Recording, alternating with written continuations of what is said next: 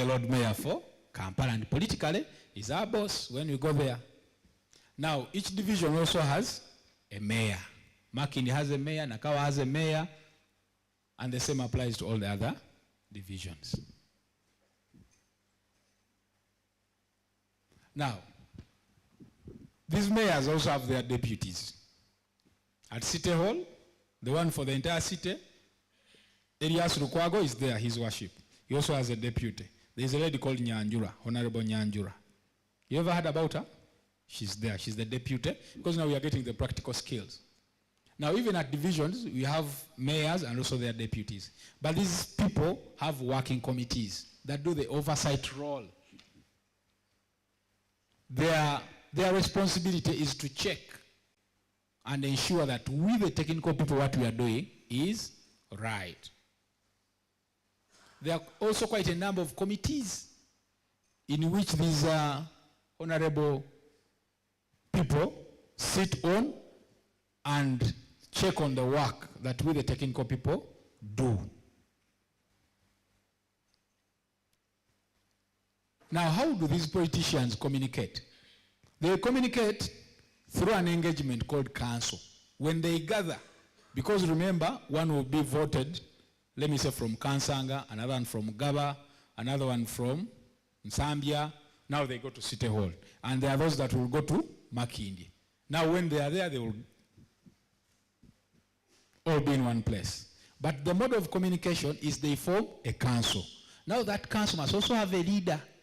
You know the principles of governance, that in whatever we do, someone must take the lead. Now that leader is called a speaker, a right honorable speaker. Who knows the speaker of the Parliament of Uganda? Yes? Honorable Anita Among. They also have another tag which they right honorable Anita Among. So the same also applies this side. So they sit and discuss pertinent issues affecting our people.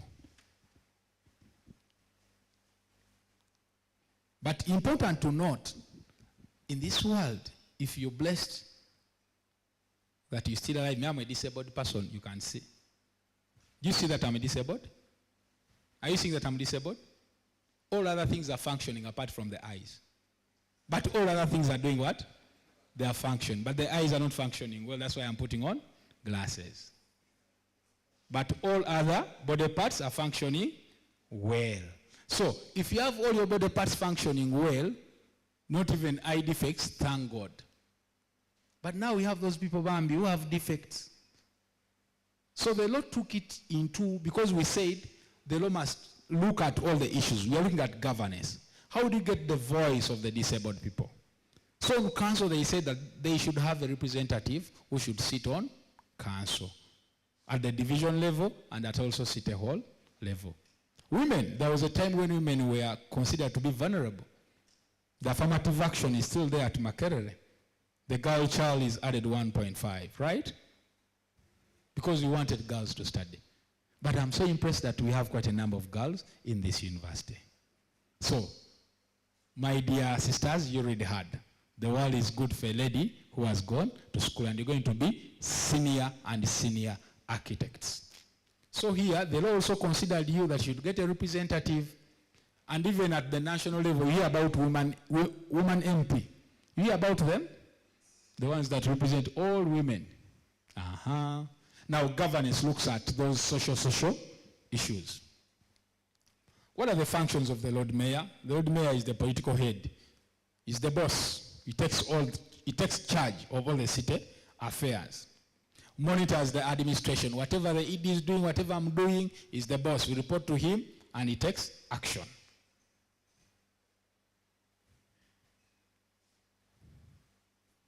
The standing committees, I told you these ones do an oversight role. And they check on the performance of the different directorates. They receive and approve whatever we have done. Because government is designed in a way. Let me critically explain this to you. Government is designed in a way because government is the people, right? We are the government.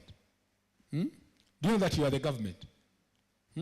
You are the government. You're a very important person. If you say that you want to meet President Museveni, he will come and see you because you are the government. You are the government. Right? So now government is designed in the way that, because all of us, we can't be represented in parliament. So there are those people who go to parliament to represent us. Now, for us, we are technical people. You see? But now remember, whatever we do is funded by the people who are paying taxes. But they have their representatives at the different levels of jurisdiction, at Makinde and at City Hall. So, Madam Chisaka, all the work he does together with her team, even me inclusive when I'm there, we are being supervised by the politicians, the Elias Lukwago and the others who follow along. You get the point? Because you want people's aspirations to be heard and to ensure that things are moving on well. And I got my qualifications. I applied. I saw the interview. I did the aptitude test. I remember I did it from here some years ago. I passed. We celebrated. We slaughtered the chicken. Now I'm working. And I'm saving so hard to ensure that when I get old, I enjoy my old age. Not so? So when they say that technical people come forward, I also come because I'm not a politician. I was employed by public service to work in KCCA. So where do the architects also go? Skills, knowledge, and abilities, they have been advanced. They have been propelled by the knowledge you're getting. And I'll be happy that I was one of those people that also helped you to pass well. Are we together? So two wings, two sections in KCCA. Politicians and the technical wing. The technical wing is headed by the executive director. The one we talked about, Madam Chisaka, Dorothy. But she also has a deputy. And in KCCA you have 10 directorates. You will see them as we move along. What are the core functions of the executive director? Governance. I told you governance is concerning leadership. Do you see now how things are connecting? Because governance, you can be, how do you want to be led? If I come and I'm campaigning, I want to be the guild president of this university. You ask, what are you going to do for us? I will say that I will make sure that fees is sliced by half. If you're paying 2 million, you'll be paying 1 million. Then you will say, oh, you are the man, you are the man. Not so? But is that possible? It's not, eh? Okay, we shall pray for it. So that is possible. Executive director has to be accountable. That man is handed over to the executive director. She has to be accountable. Not so? Now, do you think being an executive director, that job is easy? It's not easy. So let me stay where I am, being a physical planner. I only plan and leave things there. But executive director, those things are not easy. Because I'm the one I will be the one who is accountable for the entire city. Things that are happening in Kawempe, things are happening in Makindye. Now you saw NAM, the non-aligned movement conference. Did people come here? Was our road worked on during NAM? Did you see Wazungu moving around? You saw the Wazungu. Now Idi had to make sure that the entire city is clean, everything is perfect, because we had visitors. But that should be the norm every day. Are we together? She has to manage public funds. All the money that we get, she has to manage. Coordinate the implementation of national council policies, laws. She has to prepare and present authority annual budget. The roles are quite many. But all I can tell you is that she's doing a good job. And there's another interesting one, promote trade and order in the city. You see people who are applying their trade on the verandas. Have you ever seen KCCA people coming and removing them from the road? Bambi, the executive director, is working so hard to ensure that there is trade order. Because now if you're selling your mandazi, you're selling them on a pedestrian walkway. Where you're expecting people to pass. But this person is also looking for a living. Do you see that our job is not easy? It's a bit tight. Eh? Now you see the architects to design. You'll get a job and they say, design for us a market. We have to look at those aspects. What are the things that I put in there? Governance. Because you architects are going to work in society. You're not going to work alone. You're going to work with people. Urban governance, that is what we are talking about. We are looking at laws. What are the laws that are governing us? We are looking at being innovative. KCCA directorates. We have 10 directorates at KCCA. There is one on physical planning. Now, these are the core departments in KCCA that do the daily work. Physical planning, organizing the environment, classifying them into the different land uses. Commercial, you stay here. Residential, you stay here. But we are seeing people building in wetlands. Are physical planners doing their work? Do those people have plans from the architects? We are seeing people building houses without windows, without doors, without roofs. People having buildings with no parking. You get the point? So now it's the architects who are going to help us with all these things. Because architects submit plans to physical planning. We look into them and we normally approve or defer them or reject. So you have a duty here to ensure that you study well and get the principles right. The 10 directives, I think you have read them there. Human resource, engineering that is concerned with the roads, education and social services, legal affairs, in case any legal matter rise up. We have a team that is there to defend us all the time. KCCA organization structure. Apart from the top 4, the executive director, deputy executive director, directors, and deputy executive directors, those ones are appointed by the president on recommendation of Public Service Commission because they are big people. You get my point? So for you also going to be a big person, the president will know you and he will say, Mr. or Madam, you're now going to be the director, physical planning. You're going to be the director, engineering. And you'll work.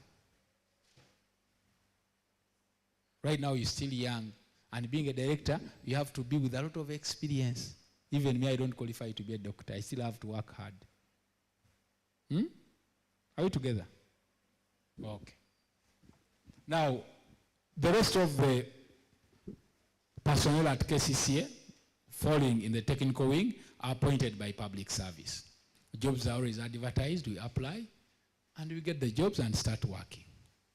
But KCCA has a structure that applies to all the directorates. There is one, the structure, the topmost boss is the executive director, deputy executive director, director, deputy director, manager, supervisor, and officer. So if you work hard, you can as well become a director, or you can rise up the ranks. As my colleague told you, whatever we do government, it must have a linkage with the National Development Plan. So the design that you're going to come up with, they must have a link with what the vision is. Have you ever heard about the Vision 2040, where we are headed to? You must acquaint yourself with those documents, but it's still early. You don't have to panic. So, in the implementation of the National Development Plan 3, KCA is doing a lot of work. It's constructing roads, drainage, markets. Which market is near here? Kansanga Market. That's where you go and buy your food that you cook when you go back to your hostels. Okay. How about clothes? Where do you buy them? Kansanga. Because I can see all of you designers. These are nice sneakers. The sneakers are nice, and a nice jean. Yeah. So well done on that front. And KCCA has a duty to ensure that we provide for your markets, shops. This is a university. We know it's a conglomeration of so many people that turn up here. So we have to ensure that whatever you need, we can provide it to you. So in conclusion,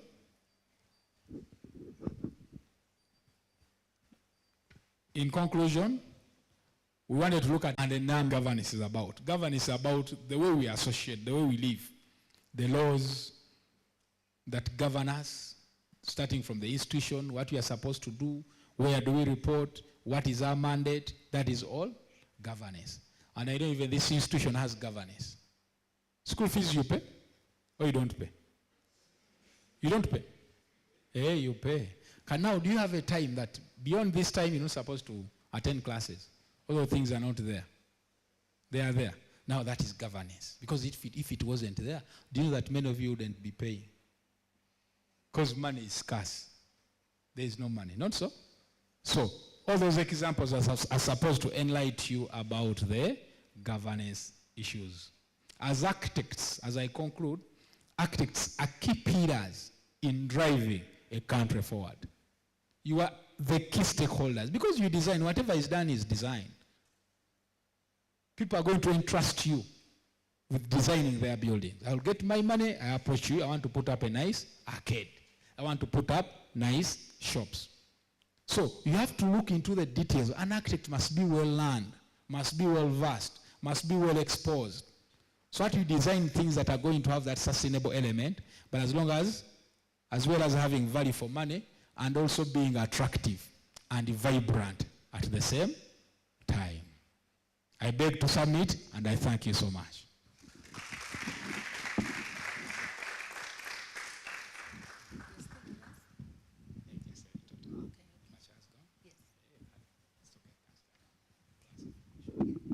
Thank you so much. Could we please give him a louder round of applause? Thank you, Mr. Nsubuga, for sparing that time to come and share with us. I hope everyone has picked and is attentive. So we are going to take 4 questions. Okay, 5. Those are too many.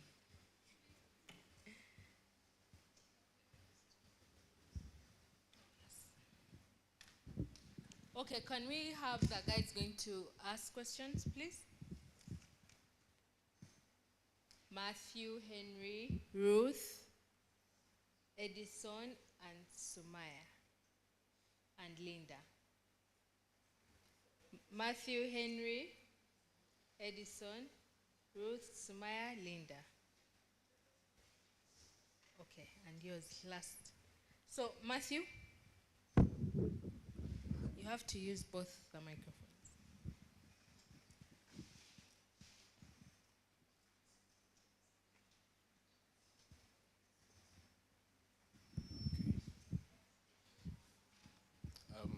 Thank you for your presentations. My question will go I have a question for Mr. Macha and Mr. Nsubuga. The first one, in Mr. Macha's presentation, he highlighted that one of the causes of informal settlements was it's an effect of decentralization. And you explained how governance-wise, there's a system for how the power structure flows. So I wanted to understand, like, how does decentralization lead to informal settlements? And then also, how do the technical and the political wings sync their work together? Because the politics and technical side don't seem to mix so well. Yeah. Thank you, Matthew. Who was next? Henry?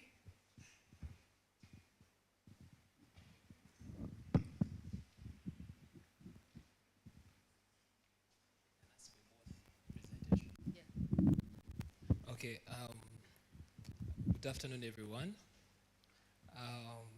Questions first for the first presentation. You said you can answer for both.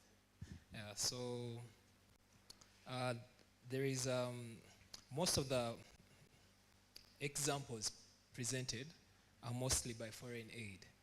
There were examples by JICA, which is Japan, and then examples by, I think, Bill and Melinda Gates for the cleaning of the sewage.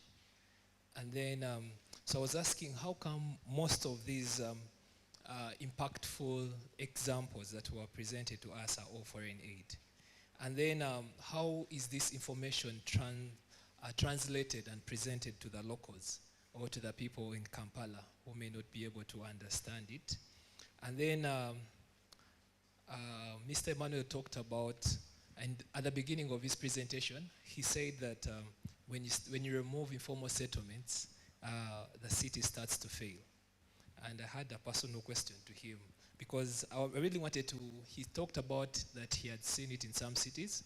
I wanted to ask about those case studies, and also I think it is not the removal. Maybe it's at the end of the life of the city that people. I wanted to ask about exactly your last statement, where you stated architects are very powerful key pillars in urban development. But in terms of governance, the most powerful stakeholders may not even be in the technical wing that really defines the urban development. How, because personally I think having politicians who are not, how best do we as architects come? Strong questions. Ruth?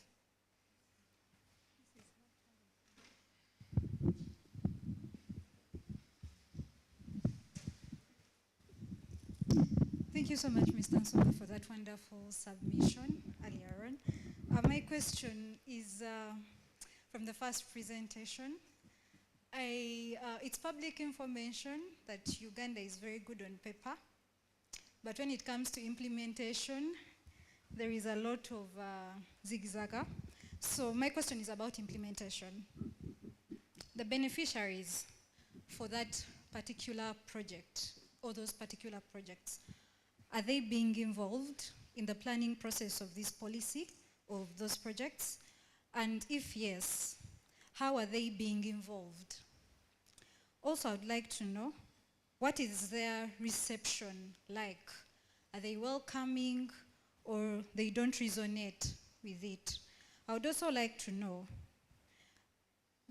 this is more of like a statement, because in most cases, if you plan for people without involving them, you might end up missing their needs. And when you end up missing their needs, you might end up giving them solutions to problems they do not primarily see in their circle of need or circle of concern. And then similar to what the previous, to what Henry asked, I would like to know, as upcoming architects or architects who are already in the field, how can we join the policy making side of politics without necessarily having to be the brightest student in class? How do we jump into politics to be able to participate in decision making and policy making? Thank you. Thank you, Ruth. Edison?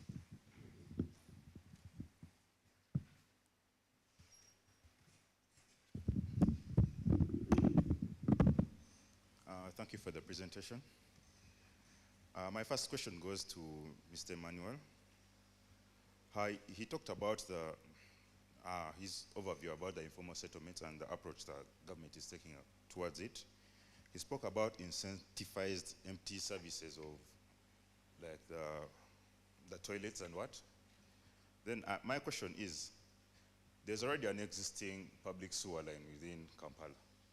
Why not enlarge that, expand that, and move to reach into these informal settlements other than having this system? And why was this system chosen? I feel like the other one is more a bit long term as compared to this. Then between the political wing and the technical wing, I've observed that there's that continued fighting between the two, because at least I'm a person that observes more of news.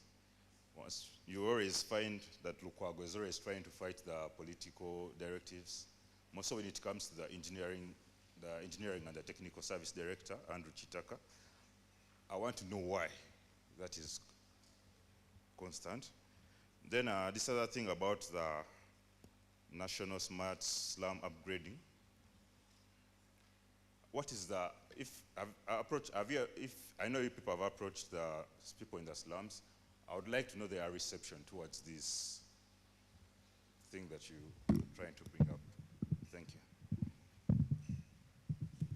Thank you. Edison, who was next?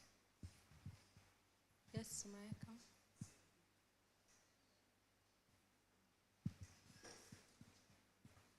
After Sumaya, it's Linda. Do you still want to ask?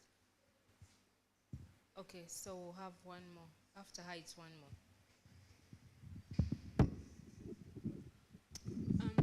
so much for your presentation. I think one of my questions was asked by Sir Henry about the key roles of architects being the frontiers in designing. So my second question would be, like, how does KCCA take the role of architects, not only in designing buildings, but also as urban planners? Because architects also study urban planning. That's part of our course, pattern language. So how does KCCA allow architects to be part of urban planning? I see you guys are looking for jobs after school. Yes, this is our final question.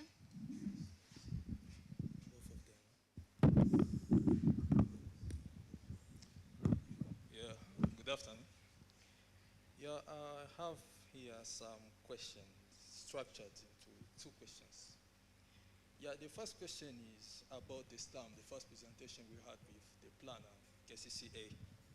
Yeah, he talked about the slum issues and how they occur.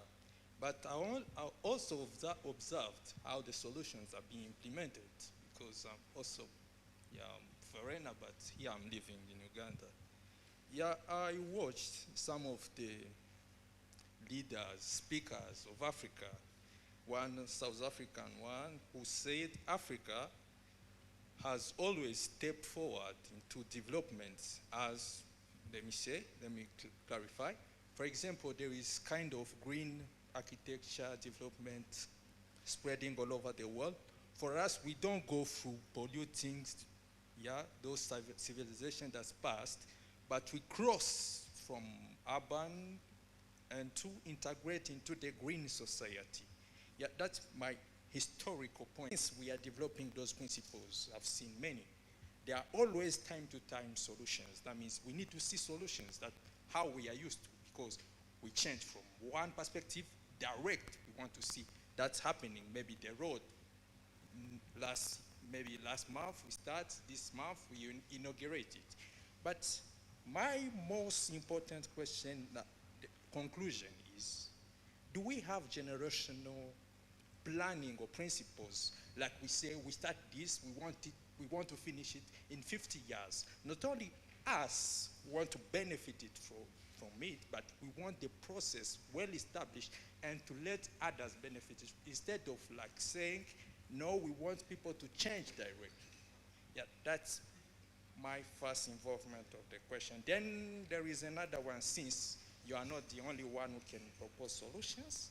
We are also students. We may have ideas, but where do we have now, if we got solutions or proposals for the generational, as I said, for that issues, to propose them and have them maybe executed properly, as we might state it. Thank you very much. Thank you for your questions. I'll invite Mr. Nsubuga to attempt to answer some. It's okay, I'll try to answer all. This is a lively class. I'm really inspired. I think I should be coming here quite often, because I'm also learning. It's a lively class. You guys are alert. You love what you're doing. And indeed, this is a vibrant, attractive, and sustainable class. The future is bright. Let me tell you this. Your future is bright. The nature of questions that you have asked me, I didn't expect this. It's a sign that at your level, you have that intellectual ingenuity. You're thinking hard. Because all of us, it's a team effort. We have to make this world better. Especially who are living here in Africa. There's no one who has a monopoly on solutions. We only have to work together. And different minds, or if we do teamwork, if we work together, we can cause change. So I'm really inspired that at your young age, you're looking at this world the way it is, and you also want to be part of it. I have this mentality in my life that I'm going to be here for a short while. I can't live for 100 years. Even if I live them, they are quite, because Jesus lived 33 years, he died. But ever since then, we are now in 2024. A number of people have passed by. There's a time when our calendar is going to read 5,000. You know that? Because every day that passes, we get another day, we get another day. So if we are going to leave this world, what legacy are we leaving behind?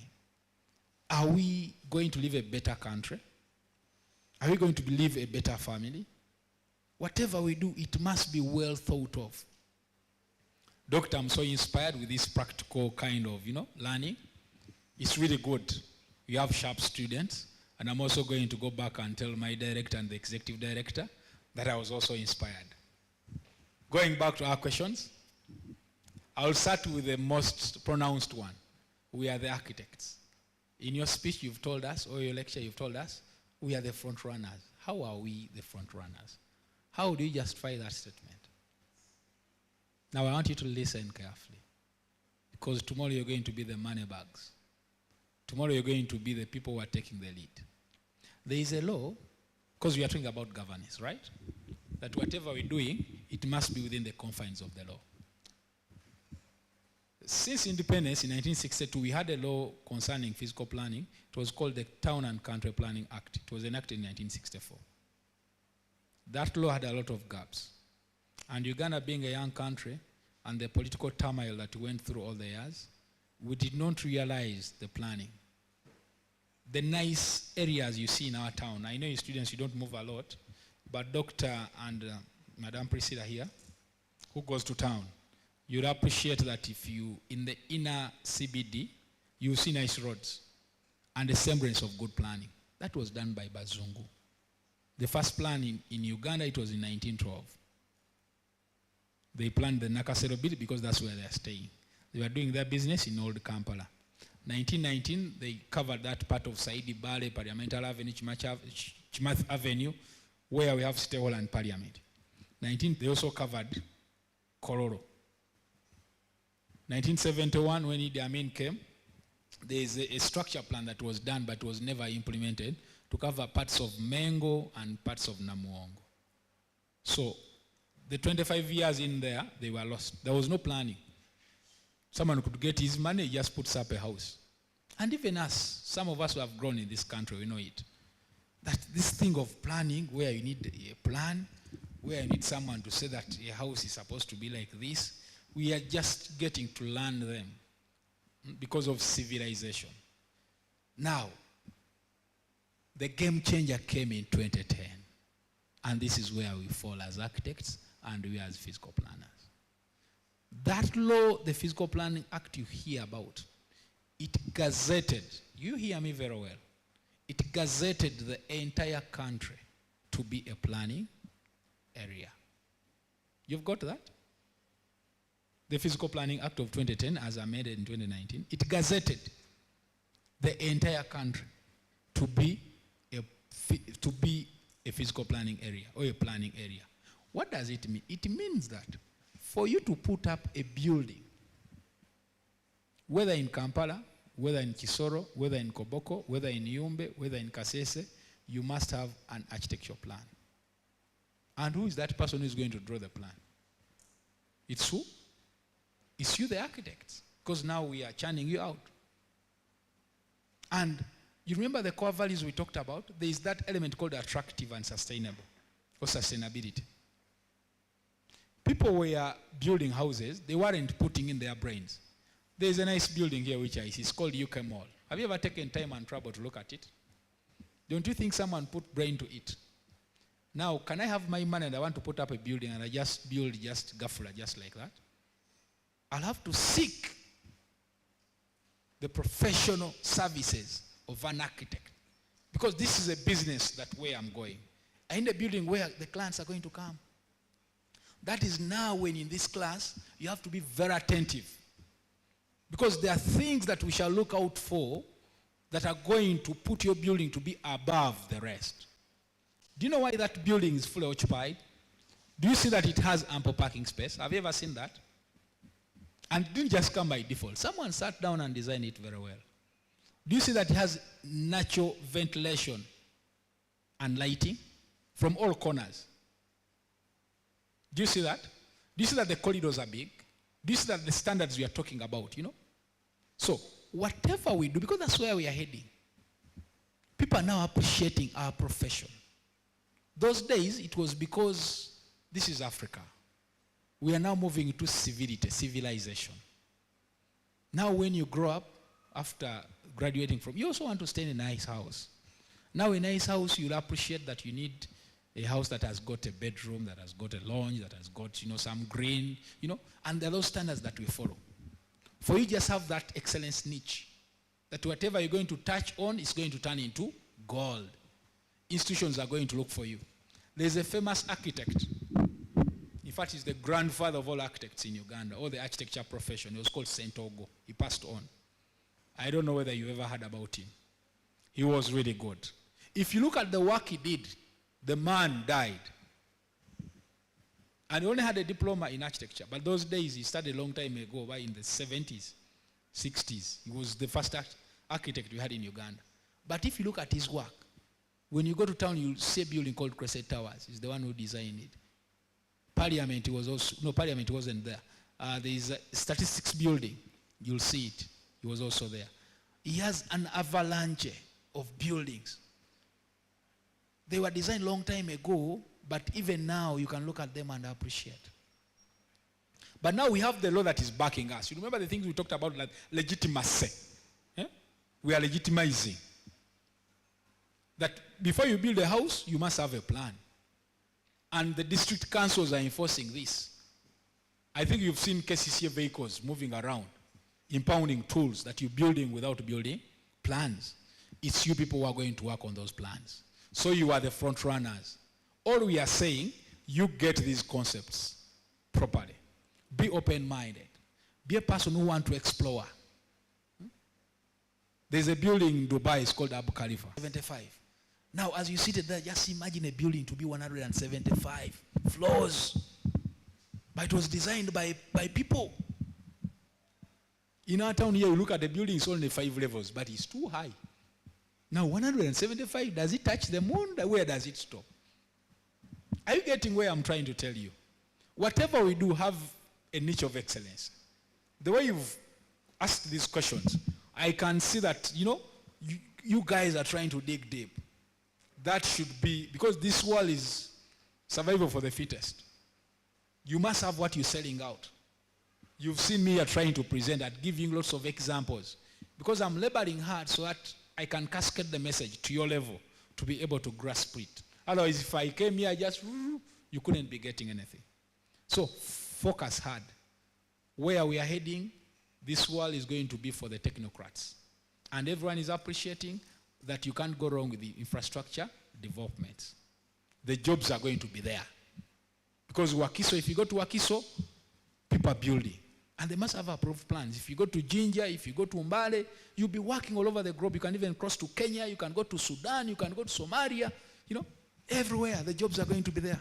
So you are the front runners. You see this building where we are? Someone designed it. But I'm happy that you're telling me that you're seeing some defects here and there. So if you to design this building, you'll do it better, right? So you'll have a bigger market, and we shall always come to you. The red day, you have your seniors out there, and architecture as a profession is really good because you're not so many. By the architecture, according to me, this is my analysis, it's the hardest course that a person can ever study in a university. Your course is hard. I'll be honest, civil engineering, it's not so hard. Physical planning is not so hard, but your course is hard because it encompasses imagination and also translating that into the physical attribute. But that thing must be, the design that you come up with, it has to have that sustainable element. That will be there for years and years. Just imagine you designing something, but in the next 50 years, someone will come here and appreciate that there was a gentleman called Nsubuga who designed this building, and this building looks nice. If you know Crescent Towers, most of us who passed there, we appreciate. But the man has even died. That we talked about. Effects of decentralization, informal settlement. How is decentralization leading to? Now, decentralization, it gave a lot of power to politicians. You get my point? And we are supposed to survive with them. So these politicians, in one way or another, for them they are looking at votes. For us, we are looking at organized environment. You get my point? So in one way, there is a collision. And sometimes I can say it reduces on our speed. It reduces on our, because someone is looking for votes. But in most cases, once you want to do the right thing, even if I'm a parent, now I have my, children at home, but when I'm making them to do the right thing, sometimes I even cane them. Sometimes I even make my face to look, But sometimes you have to do the hard things for you to get the long-term benefits. But these politicians, in most cases, they are looking at short-term. Boba agarabuchi, bururu. A case in point, look at the border situation that we have in our country. These borders can be streamlined. We are not pushing them away, but they can be streamlined. Let them operate in a way that also brings out the other element of the city that we're looking at, the vision, that it must be an attractive city. These guys don't follow the law. Traffic lights for them, they do what? Yesterday there is a border that knocked me. They are really good, we need them, because in one way or another, our transport system is also not efficient enough. Because why are they there? We are looking for an option. It comes back to us as government. But we can streamline them.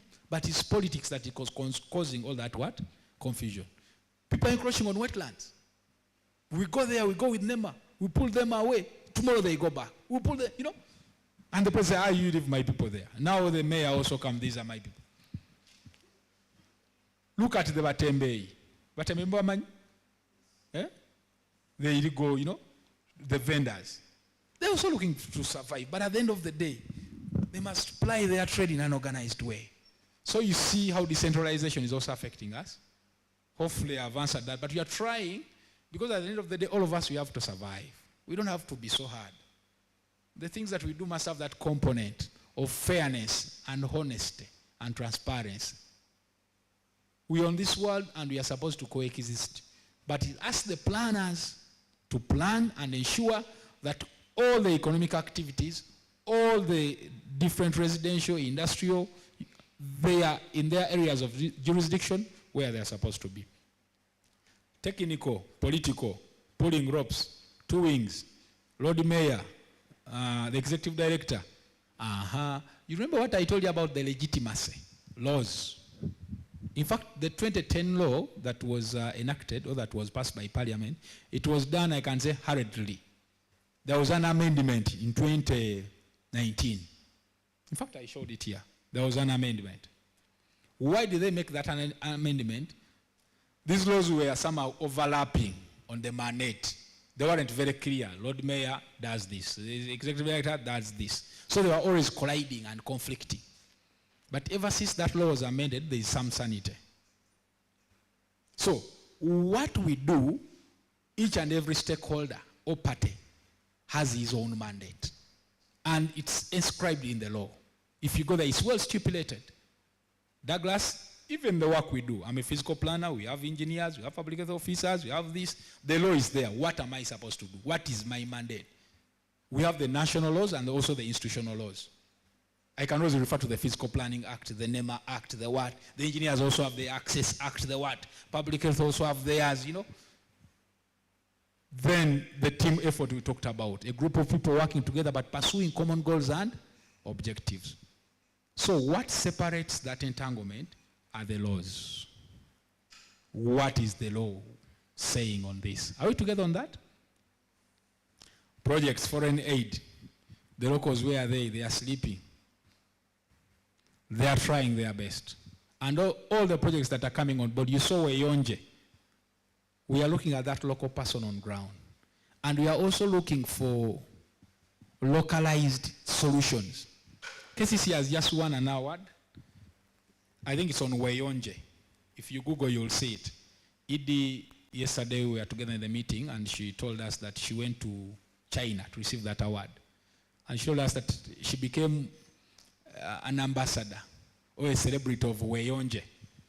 The award was so prestigious that wherever she was passing, they were saying, hey, Edie Banange, in the entire world, you can imagine, globally, KCCA emerged winners of that award, Weyonje Award.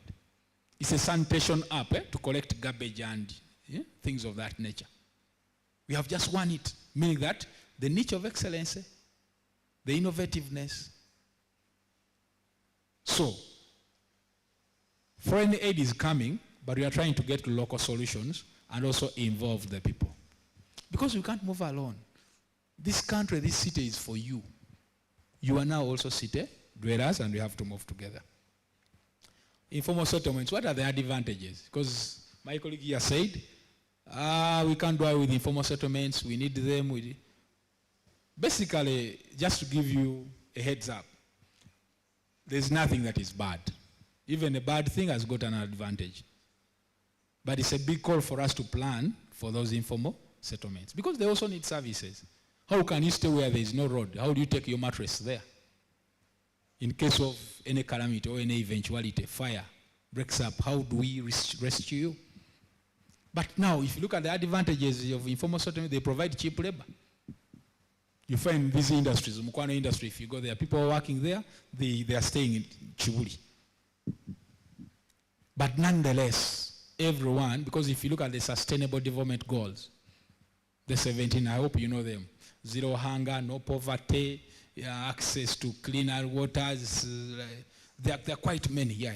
If you look at them, they knock on those things, that every human being on this world should be able to access quality services. And that's what we are up to. It's the things that we are getting. Our top bosses, the executive directors, lobbying government. Money is not there, but we try so hard to see that we improve.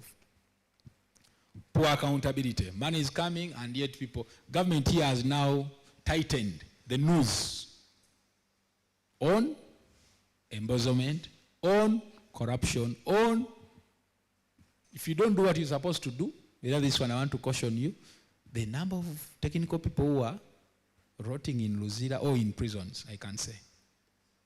But poor accountability, those are now core values. We must be answerable, we must be accountable. But it has improved. Because now, if you look at the penalties that you're going to get when you do something that is not right, you have people involved. Yes, they are involved. You try so much.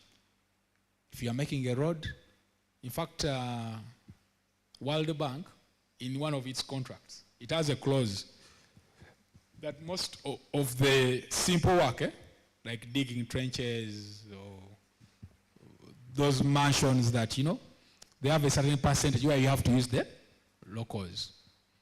It's also there that if it's a foreign company, let me say Chinese company that's going to work on the road, that these sub-tenders, about over 60-70%, they have to be for the locals or local company. So there is a way that they are involving us because they know also we have to do capacity building. Existing sewer line. Why do we engage in these innovations and yet, now, those are the challenges. You see, an informal settlement is not planned. You know a sewer line? A sewer line. That sewage has to move when it's not, there is no pumping, there is no mechanized, force for it to move. It has to move with the gravitational force. Now, if you need a slum doesn't have proper access. This one has built here, this one has built here, this one is here, the toilet is in front there. Now, how do you put a sewer line? A sewer line is going to pass in someone's sitting room, then straight to the bedroom, then this one will cry. All good services are always accessed in planned areas. If you don't have access now, where are you going to put the street lights? Because the road has to first be there, the drainage, the landscaping, and other things have to follow suit. So sewer lines are practically impossible, even that you come and do an architecture course at International University of East Africa. Is that possible? Even if he comes here, you won't manage. Now that intriguing questions that you've asked me, he can't comprehend. Everything has levels. So it has first planned these areas. After planning them, then we put the sewer line. But however, before planning them, that person also needs to eat. So how does that person eat? You have to improvise. So even in the formal area, people eat and dispose of whatever they have eaten. So the service must be extended there. But now we have to be innovative. Kuyiya. It's like when you have no road, you find a road, there is a very big pothole. What do? Now you pass this side, and yet you're supposed to pass where the road is. Now you drive the other side, the road is supposed to be here, but now you're trying to be innovative. Because once you pass where the pothole is, your car might get stuck there. And now when they call you that at 2, you have a lecture with students of architecture, you won't make it on time. And you just make a phone call to doctor and say, doctor, I'm stuck in a pothole. And doctor won't understand that. KCCA Act, as amended, it tried so much to rectify the challenges that the leaders, top leaders, were facing. National slum upgrading projects. At national level, but projects are implemented in the different local governments. And at KCCA level, we are trying to do our best. Architects, regarded as urban planners, yes, you have the knowledge. Why not? An architect is an urban planner. It's about opening the space. The only difference is architects normally, for them, they focus on the small space. And yet we planners, it's the big what? Space. Because me, I look at a number of land uses. Where is it best suited for an industry to be, that industrial zone? Where is it best suited to have a commercial zone? Now, after coming up with that master and detailed plan, we call you the architect. We need this space to be designed. But we work hand in hand. That's why when you do your plans, now the plans come to us. We have to review them and see. Did you comply with the minimum physical planning standards and regulations? Okay. We are looking at setbacks. Did you leave this space? Because when you build, you're not supposed to build at the edge of the plot. Do you know the reason why? When you build at the edge of the plot, when you're roofing, the water now will be flowing to the neighbor's plot. When you open the window, it will be in your neighbor's plot. When you're plastering, now you go to your neighbor and start plastering. So we tell you to leave the setbacks. The house should not be close to the road. Do you know the reason why? Like here, just imagine if the first building, if it was at the edge of the road, where would I have parked? But there's that runway. Although the space is not enough, by that time it was enough. Because I know quite a number of people come here with cars, and the runway, minimum would have been like 10 meters, either way, to cater even for the big cars to come. But these are things that we are learning. Are we together? Physical planning. Physical planning is about classification of land use. For us planners, broader scale. But it doesn't stop you an architect from also imagining. Because if you have physical planning knowledge, it even helps you to design. You go to a nice place where they have said this is supposed to be residential. There's a beautiful lake. If you go this side, you'll see Lake Victoria. You're designing a house. So now you have to imagine where the shades are going to be. You have to imagine where the balcons are going to be. So that someone will appreciate, yeah. Even at night, the man can be in his bedroom, he just opens the window and sees the lake. Even if he has stress of a loan, 100 million he hasn't paid, he will say, oh, my mind is now relaxed. Tomorrow I will get the money. Nowadays in our houses, we need prayer rooms. Because God has to be there all the time. Things can be tough. I know most of you here are good at praying, right? Okay, that's good. Generation planning. Who talked about the thing, generation planning? You are the man, you are the man, you are the man. Now, generation planning, to me, this is something that I always move with. I want to do things like today, even when I leave. You're going to continue here studying, but you remember me, I know. Because you have to take time and trouble and think hard. If you're designing a house, even if, leave alone our general profession, I'm a husband at home. What are those things that I do that are extra in nature? That my wife will say that this is the right guy. My children will say we are proud of our dad. I'm a planner, my director, my executive director, they will say we are proud of Douglas to be a planner. Douglas can go to parliament, can go to the president and represent the institution. So what does it take? It means that cabinet sat and said we need the same building there. That is now sustainable planning. Someone who designed that plan, you put in a lot of brain. Almost 100 years have passed, but people are saying, chiriche tuagala. Are we together? Yeah? You have to leave a mark. You students here, your mom and dad, they have to be proud of you. They say, our child is studying hard. He's putting in a lot of effort. Yeah? You've seen I've come here, but I'm impressed with the way you are, the attention that you're giving. Because you're willing to learn. Right now, you're learners. You must, have that willingness. So sustainability element, what are the things that I'm going to do that will outlive being able, because now in physical planning it's even much beyond. That's why I always cry whenever I'm moving in our city. I look at Lake Victoria. A plastic bottle, it takes 500 years to decompose. How many generations are those? 500 years. If it's not decomposed, if it's not disposed of in the right way. Because people are just throwing them in the roads, they end up in water. Now the fish species, they eat those bottles. Now they get micro, plastic. Now once you eat the fish that has already also enjoyed the whatever, you end up now getting cancer. But what are we doing about it? People are encroaching on wetlands. You can see now the changes in the environment. Changes in seasonality and temperature. Because we are not doing enough. Look at the narrow road. Someone plans a road. You're going to get money and buy land. You say, this is my land. I want to finish up the entire piece. You're leaving a road of only 3 meters. Why don't you leave 5 meters where 2 cars can, bypass each other? You have to look beyond. Have it in your mind that whatever you do, you have to focus high. It's the only way you're going to survive. Do things as if you're not going to leave this world. There you're going to be the best. And you always be remembered. And I know even in heaven, God is going to welcome you.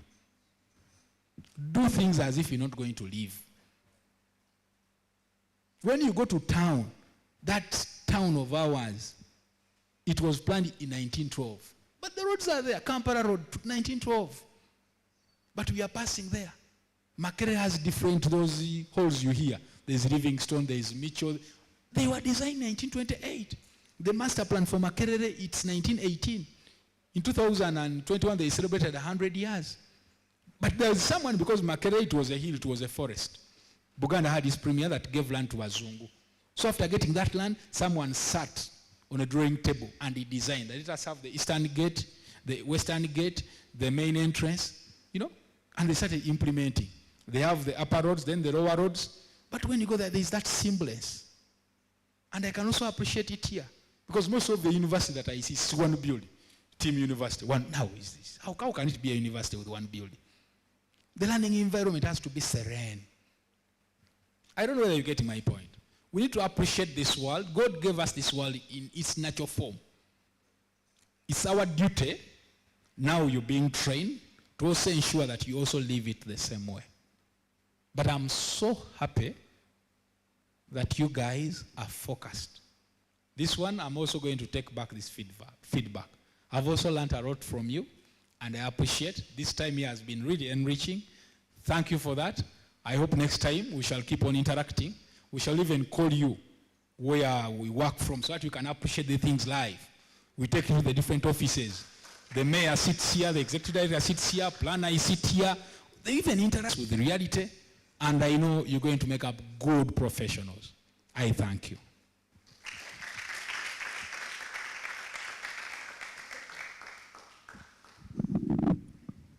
Thank you so much, Mr. Nsubuga. Please, another round of applause.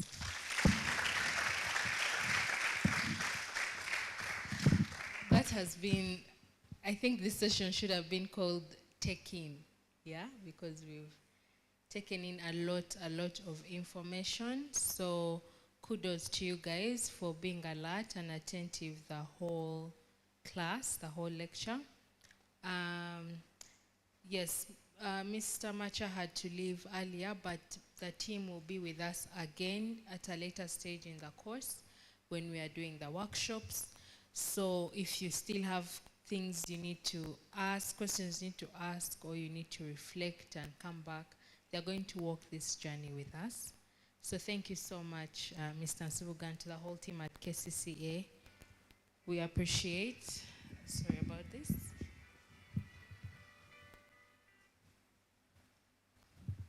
Okay, so I will briefly speak about where we are at.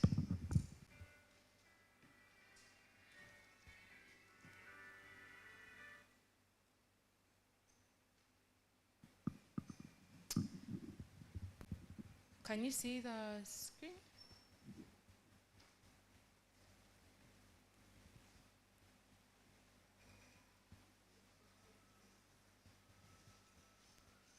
Sauti, somebody help us switch off the lights, please.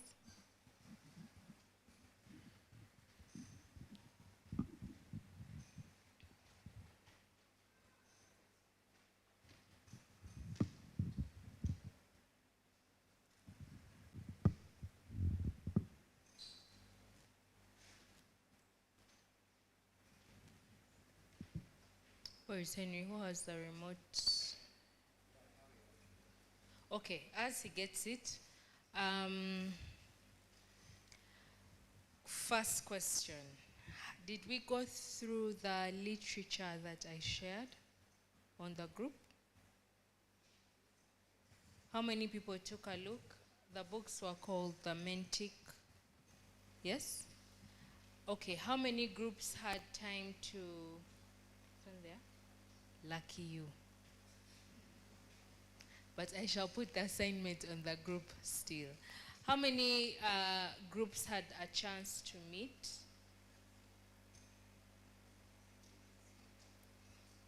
There's a group that told me they met, yes?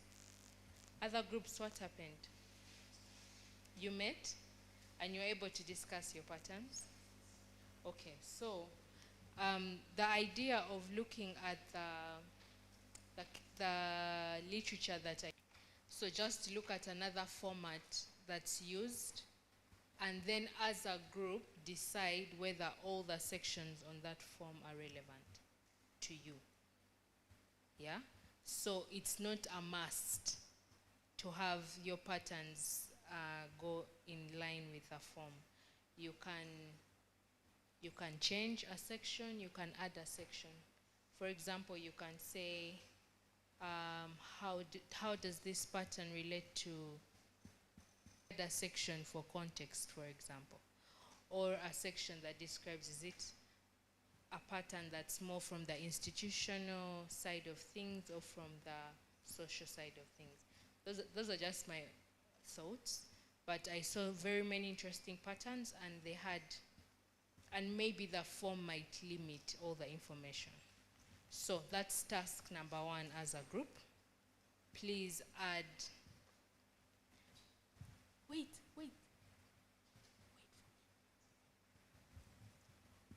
Please add or modify the form as you are in the group.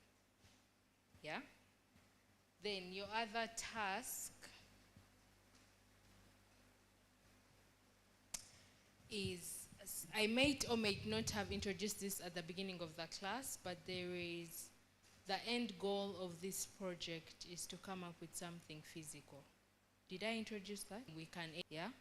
So, what can we come up with? What can we improve? What can be our impact in Chitintali? And you're going to do that in the same groups that you're in. I know we're supposed to come up with new groups, but for now, these are the groups. Yeah? So that's your second task. This is on top of the complete it should have, and then you start to think about a potential project. The idea is that during your industrial semester, we actually implement, I don't know if we are building, if we are, something practical. So you have to think of that. I thought this would be a good time to introduce it because you can reflect on the context of KCCA and make sure this is almost like a reality check. I don't know if you felt that. Well, in the community, you can dream and dream. But when you hear from the institution, you remember their laws, their guidelines, their policies that we have to follow. So keep that in mind. And then you need to read the literature I share, because I'll keep sharing every week. And then if you're not reading, you're going to have a backlog. So please take it seriously. When you put literature in the group, please read. So for next week, we shall have another working session like we did last week. So we'll be back in Studio 4. And for this session, we are going to peer review the patterns. So you're going to present, each group is going to present their patterns. We are going to have the discussion on the template and try to come up with one as our course, the template we shall take on. And then we shall also discuss your ideas of a potential project. So those are the 3 things for next week. And then I will also share, if I forget, Henry, remind me, I'll also share the revised program for the course. So we have a guest, I believe Dr. Munoz, coming from Netherlands. So that will be the week after the next. And then we shall start the workshops back in Chitintale. So we'll go back, and this time we'll work with the youth and KCCA. So it's intense, as you see. So you cannot lag behind. You can't miss class because it's very hard to catch up because each class is a lot, as you can see from today. So for those, okay, are there any questions? Clear? Concerns? We okay? Okay, thank you. I'll just have 2 volunteers. Who hasn't been recorded? Sumaya. You're right there, so Sumaya and Dubois, thank you. Okay, class is dismissed, you can go.